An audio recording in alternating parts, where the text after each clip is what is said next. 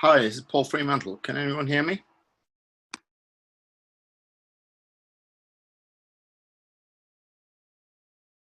I hear you. Oh, great. Thanks.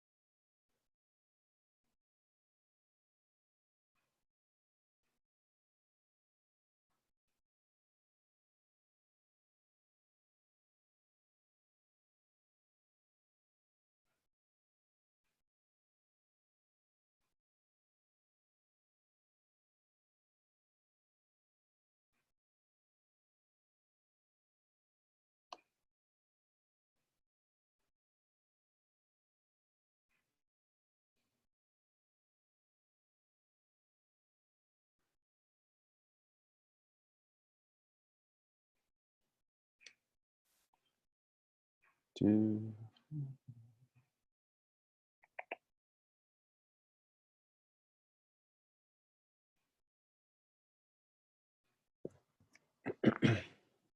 everybody. Good morning. Morning. Hey, Chris. Hey, good morning. Good morning.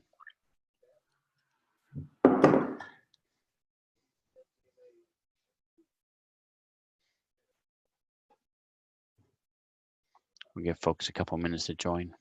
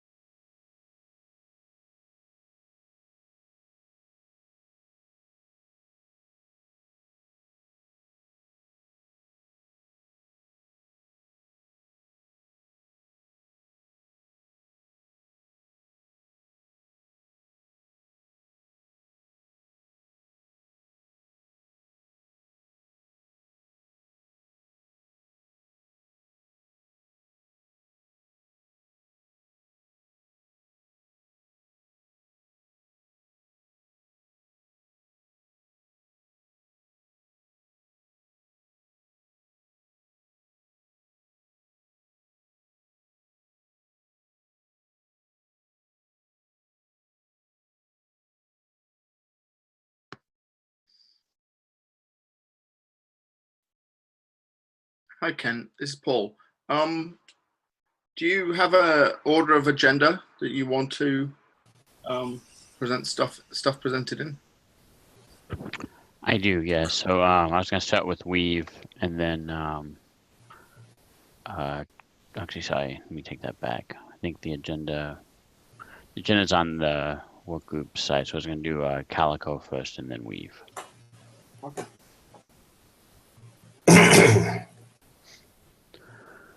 Let's see. I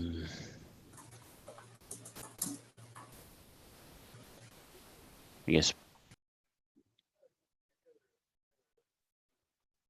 Does anybody have a preference? Does that sound good to everyone?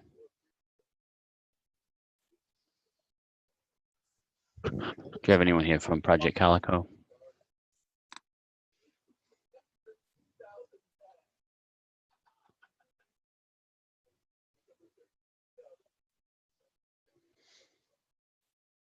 I guess since someone's here, we'll start with Weave then. Paul, you want to kick off for us?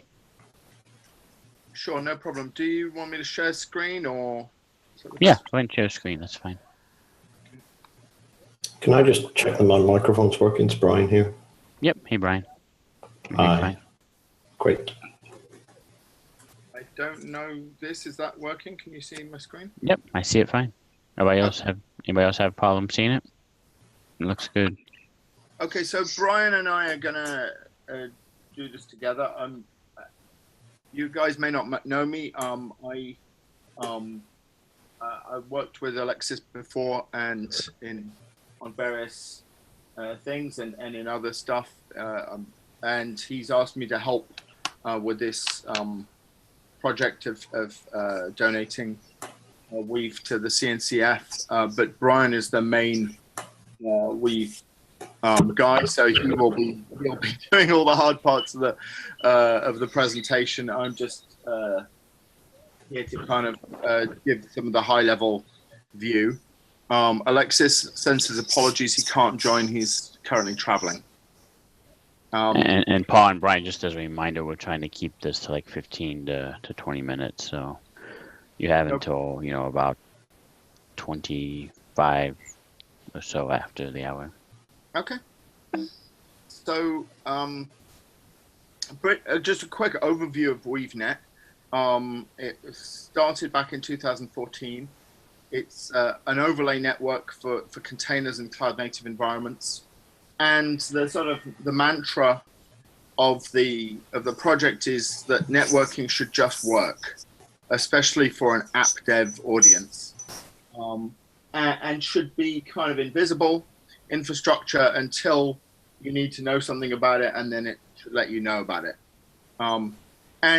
There's been some discussion recently about CNI and Weave, and I think the Weave team would like to make it clear that it's although it's a very good CNI implementation, it goes beyond CNI. So it's not just a CNI plugin.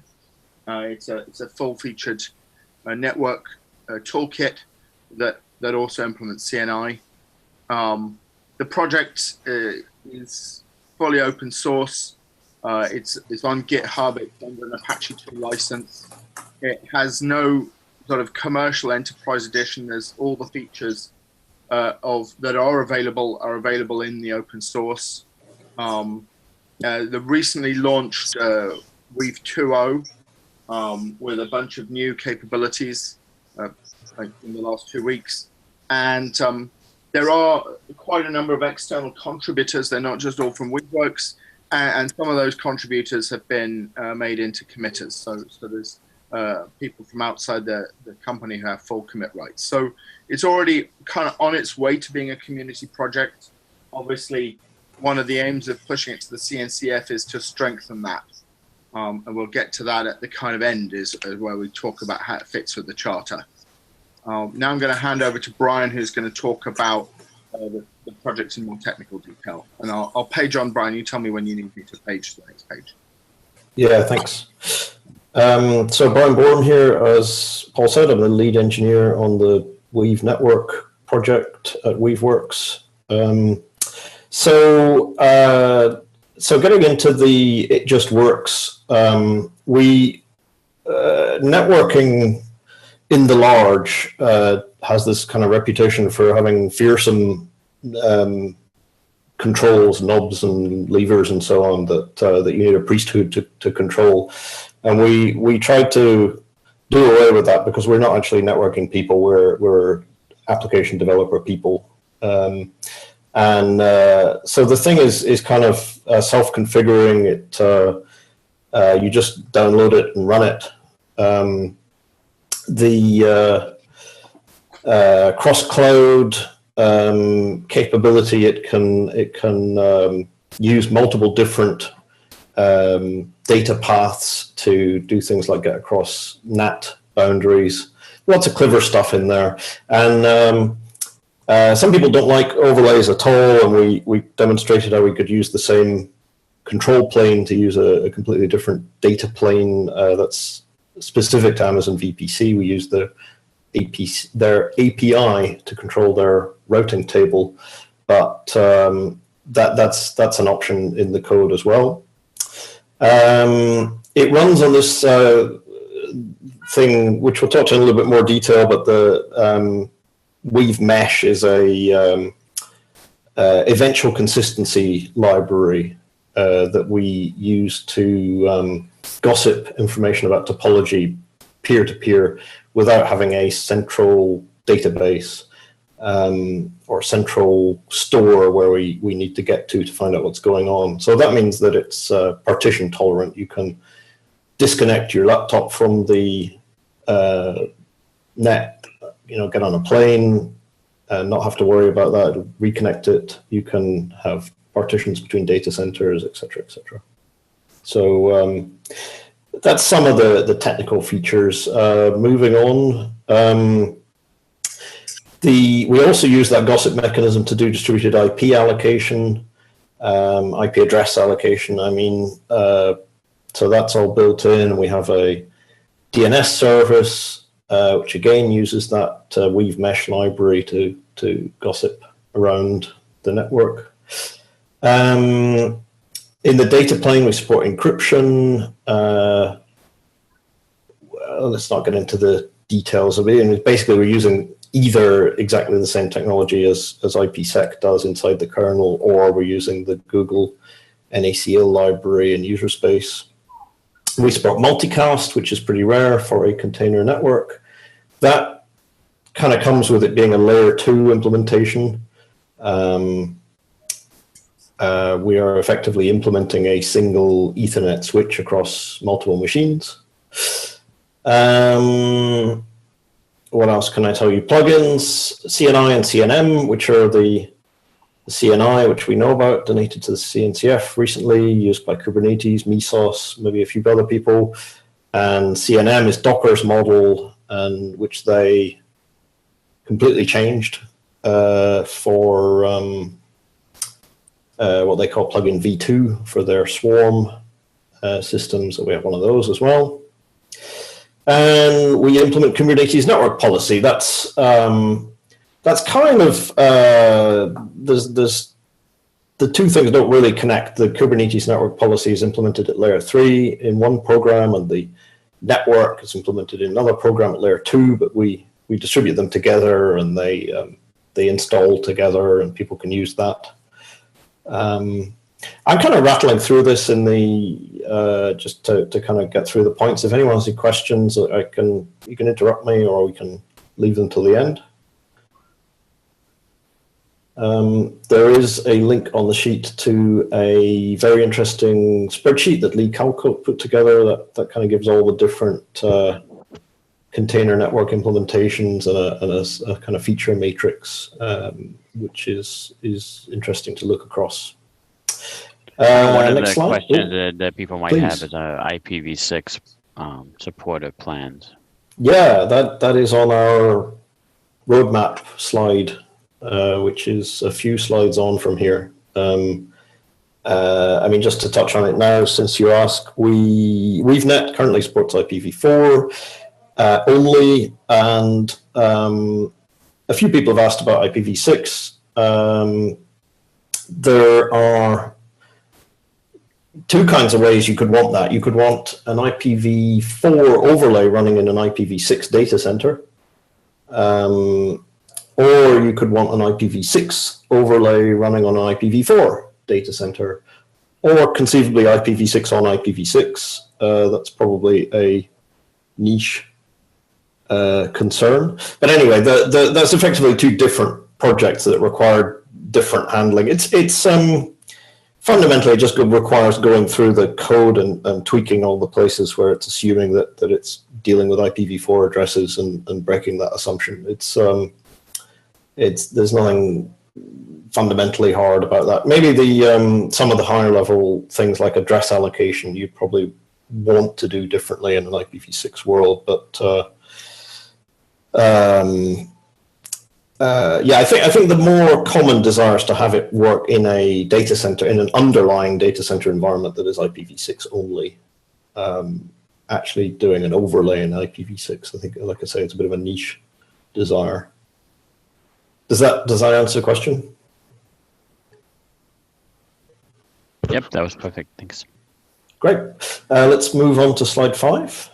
So just some stats here off the GitHub page.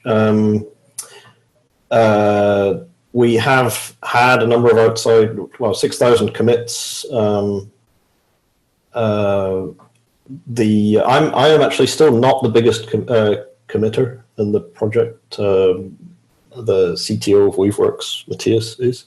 But we have had these 49 contributors in total, come from a whole range of different places. We've managed to get it to add up to 24,000 lines of code, stars, pull requests. We do have 300 open issues, which is probably a couple of hundred more than I ideally like. But yeah, it compares well to Kubernetes at 4,000 or something like that.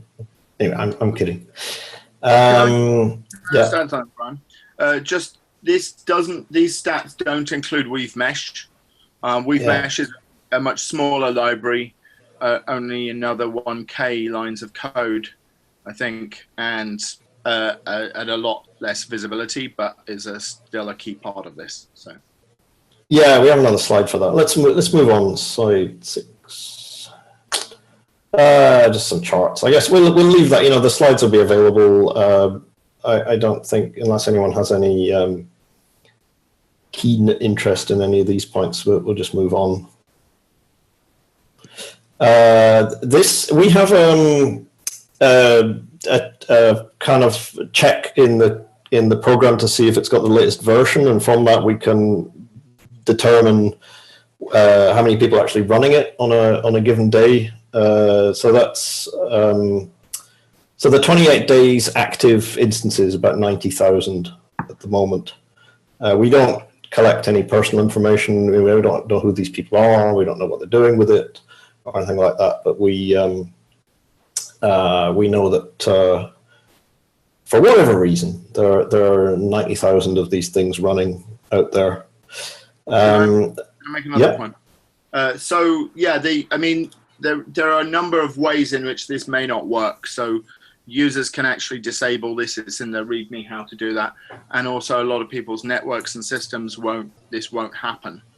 So this is not really the actual magnitude. Minimum. Not very interesting because it's a sample. I think what's interesting is really the trend, which shows kind of 7.5 times growth over a year. Now that's partly to do with new version. This wasn't in the old version, so that's not entirely just growth of WeaveNet, but it is still, I think, probably reasonably, especially the last 6 months, are probably reasonably accurate growth figures. Yeah, and we got some users on the right there that we know about because they've particularly come and talked to us. It is difficult with an open source project. You don't know who most of your users are. If they're happy, they just happily use it. But some of the people we've had conversations with are listed there. Let's move on. So the roadmap, we mentioned IPv6 already. These are some of the ideas that are kind of on our roadmap. We don't have a lot of detailed plans around them, but the whole area of ingress and egress is very popular. People to ask about how do I connect my existing network, my bare metal network, my F5 load balancer, there's 100 different things that people want to connect into a container network, and only so many hours in the day. So broadening out the ownership and community of the product, I think, would really benefit here. Hypervisor, the VXLAN, we use the VXLAN encapsulation, which is in the Linux kernel, and if you run on top of a VM environment that also uses VXLAN, then you've kind of got VXLAN inside VXLAN, and we really ought to talk to the hypervisor to burst through, just have one of those layers. Improved diagnostics and metrics. It seems like, if you actually implement the network, it's a great place to find all kinds of metrics about what's going on, and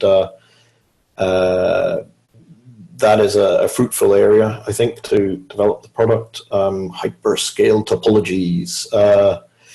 We currently only really automatically build one topology, which is a full mesh. Everything connects to everything, and you get up above 100 nodes, and you don't want to do that because it's n times n connections. So building more intelligent topologies, which you can do. You can script the topology at the moment from the outside, but building that into the product would be cool. And obviously, anything else that anyone in the community wants to come along and contribute or try and do.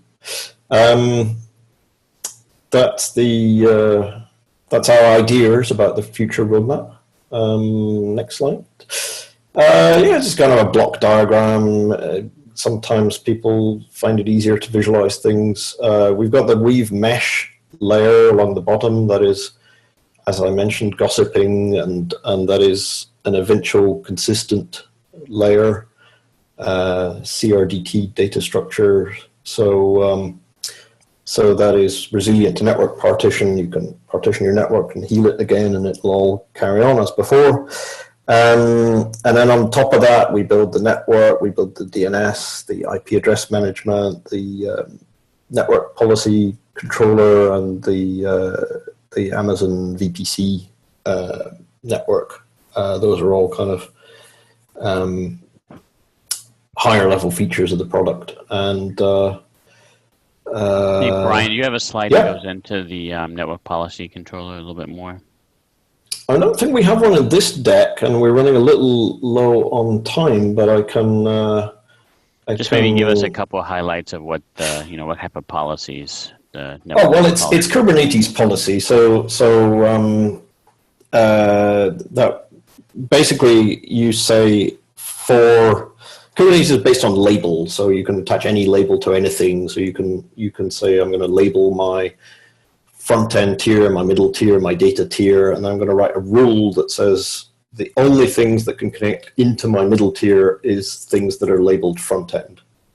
And I can make that rule a little bit more specific, and I can talk about ports. So we translate those rules into IP tables rules, which are implemented in terms of the address of the containers, the IP address, source and destination, and the port number. And so we're running a daemon on every host that is watching for changes to the Kubernetes rules and to the Kubernetes pods, which are their container abstraction. So I guess it's worth saying, the whole of this project is doing nothing more than using Linux network technologies. The lifting, the heavy lifting is done inside Linux, and the same is true of the network policy controller. It is setting up IP tables rules, so the Linux kernel is actually running those rules, and we're kind of doing the administrative work, the bookkeeping, to make sure those rules are all correct.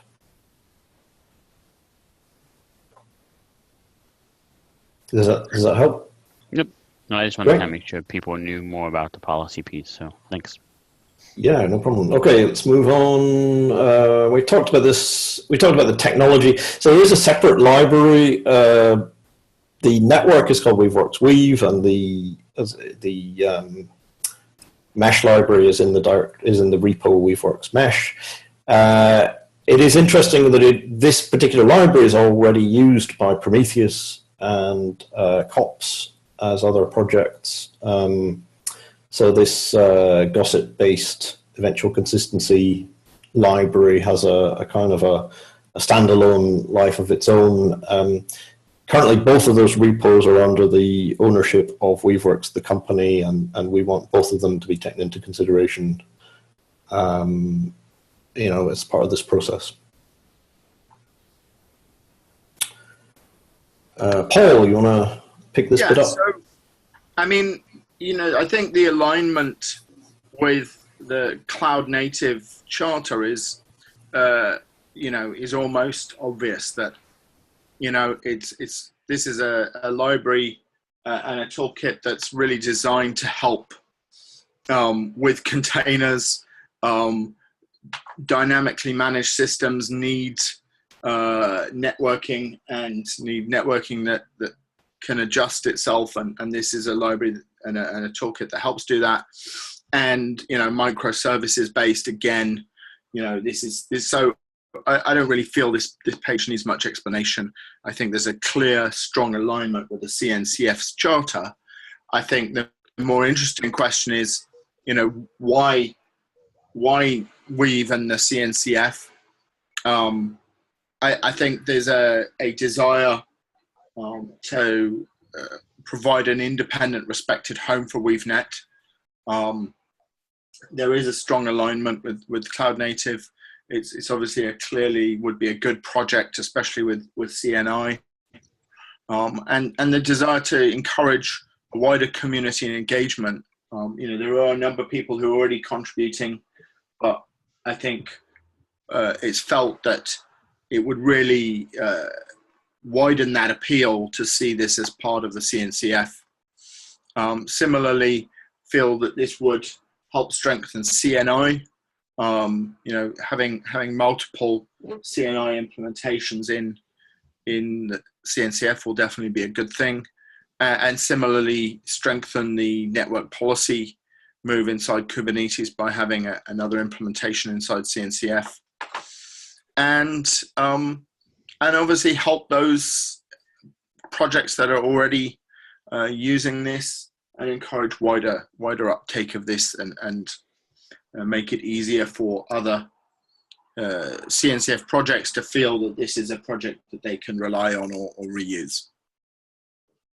Perfect. That is really good. All right, so I think we'll open up for a couple of questions. I know one, you might have already had a slide on this, I just blanked out, but what's some of the production use cases or customers that you have today using this in production? Brian here, I'll talk to that. It was on one of the slides. The International Securities Exchange is one. They were very interested in the multicast capability. WeaveNet, which is a IoT automated home company. Ocado, which is actually I shouldn't claim them as a production case. Ocado is an online supermarket in the UK, but they're not in production. And a couple more that I guess have been put in there from other people in the organization I can't speak to personally, but like I say, it's kind of interesting. You don't know all your users when you're an open source project. You only know the ones that maybe had some problem and needed to get in touch. Especially as this is not, as we stressed earlier, there's no kind of enterprise edition where Weave is selling support contracts specifically around WeaveNet. So I was just saying this is really good. This shows the adoption and the usage. That's what I was looking for. Are there any other questions from anyone else? Yeah, I had a question. This is Quentin from Huawei. had a question about scalability and performance. You mentioned scalability in terms of, I think it was the number of nodes being currently limited to order of 100. And it sounds like you have some aspirations to increasing that. And then I've also heard performance concerns about the data plane. I was just wondering if you have any thoughts on, what the aspirations are. Is this fundamentally limited to small clusters, low performance? Not at all. No, they like I say, we have the International Securities Exchange, which is the New York trading market. They run, it's their DR environment. They run on WeaveNet, but they were perfectly happy with the performance. The thing about 100 nodes is just that you have to turn off the automatic formation of new connections, because it will try to make a full mesh, and it's an n squared number of connections. You want something like a hypercube or more clever topologies. That's the point about the number of nodes.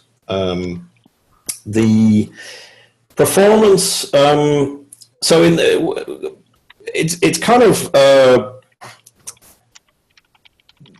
Some people have over time raised concerns, and we have all these different options where we automatically fail back from like the fastest option to the next fastest and so on.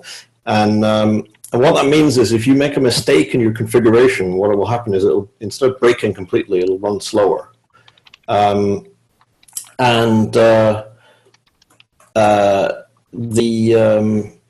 there are people sometimes trip over that and maybe don't get in touch and get that cleared up. That certainly happens. If the VXLAN overlay, which is in the kernel, it's adding on the order of 40, 50 bytes per packet, and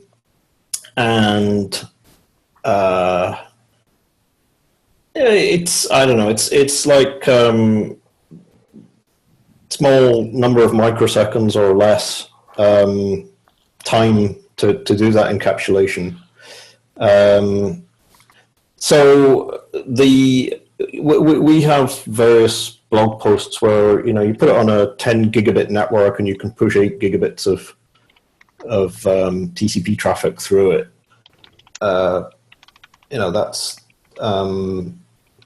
That's what we measure when the thing's properly configured. If you are someone who is utterly passionately concerned about the last nanosecond, then yes, you're going to regard it as having a performance problem. But then, yeah, don't use an overlay. That's why one of the reasons why we put the no overlay option in, which is only implemented for one kind of router at the moment, but that could be extended. Can I just add, there are a number of third parties who've done quite extensive performance testing and blogged about it. I'm happy to send a list of those.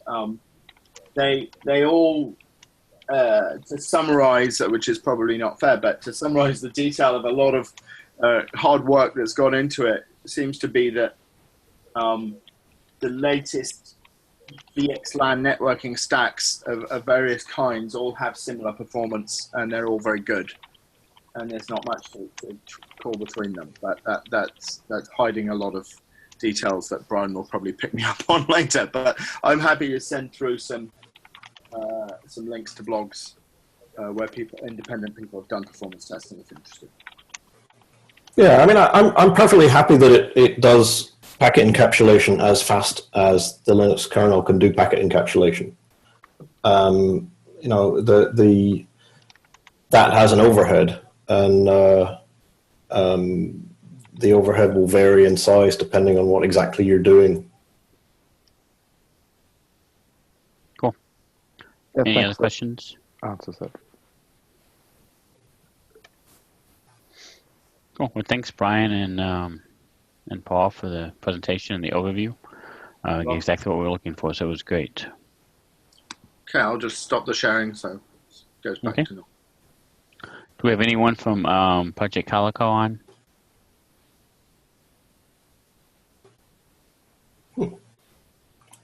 Guess not.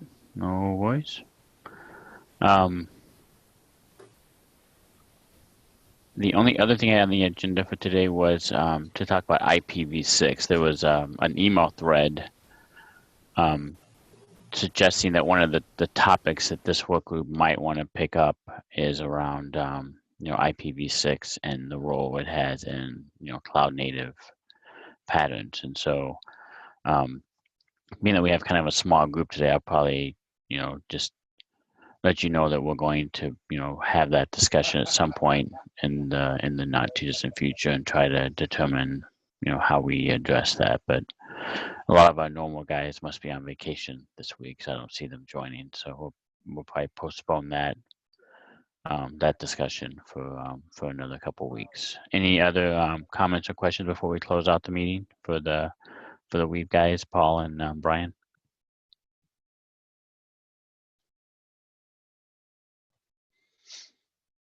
Great. So next steps. I definitely feel like there's enough adoption of Weave to move it forward and have a presentation to the TOC, Chris. So maybe we can get that on the schedule for one of the first early August meetings of the TOC. Sounds good. So Paul and Brian, well, I'm sure Alexis will let you know, but we'll get you guys scheduled. Yeah, I'm on the TOC mailing list, so I'm sure I'll see about that as well. But thanks very much. I appreciate it. Yeah, no worries. Yeah. I'll reach out to you. Anyways.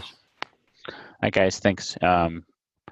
Thanks for joining today, and I think this meeting gets recorded by Zoom, so it should be sent out Yeah. sometime today. Yeah, we'll post Thank it. you. Take care. If you Yeah, can send me thanks, the everyone. presentation, Paul, I'll make sure I get that posted to All right. the network work group site for everyone to see. I'll send it right now. Cool. Thanks, everyone. Bye-bye. Bye.